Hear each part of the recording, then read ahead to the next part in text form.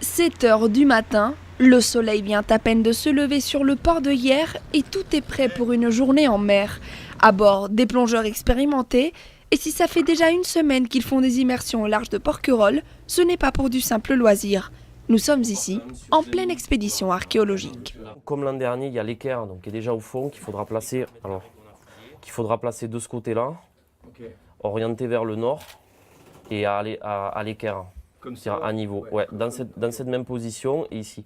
Et j'ai le niveau à bulle pour la mettre à l'équerre. Voici l'une des épaves les plus anciennes de la côte hyéroise. Enfouie à 45 mètres de profondeur, la position exacte de cette embarcation gréco-romaine doit rester un secret, car elle a déjà fait l'objet de pillages. Direction donc la Grande Passe, quelque part entre les îles de Porquerolles et Porquerolles. Voilà, c'est pour vous informer de notre sortie, donc mission archéologique en rade de Hyères. Sortie pour la journée, 7 personnes à bord.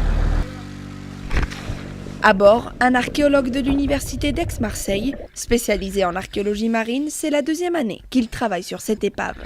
Du coup, cette année, notre objectif, c'est de fouiller une zone de 4 mètres carrés dans ce secteur-là de l'épave, où nous avons mis à jour une partie des vestiges de la coque du bateau, donc les morceaux de bois, les planches qui constituent la coque, les membrures et une partie de la quille.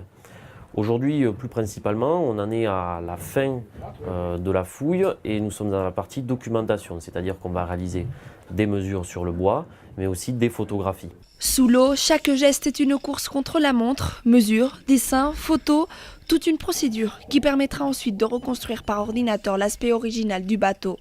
Un travail de fourmi rendu possible par les bénévoles du club de plongée Hyéro, passionnés d'archéologie subaquatique. C'est lors d'une prospection qu'ils ont retrouvé cette épave en 2016. On a couvert des zones, et on a retrouvé donc en fait progressivement 3 épaves. 3 épaves qui étaient connues, mais qui étaient perdues. On a des images dans les yeux qui sont extraordinaires, quoi. Je veux dire, c'est clair. Ici, là, je veux dire, le sondage qu'on fait actuellement sur l'épave de la Grande Passe, le peu de choses qu'on retrouve fait avancer quand même la recherche sur l'épave et c'est passionnant, quoi. L'après-midi, il faudra retourner dans l'eau, objectif, finaliser les photographies et ressortir le matériel de mesure. La campagne de cette année touche à sa fin.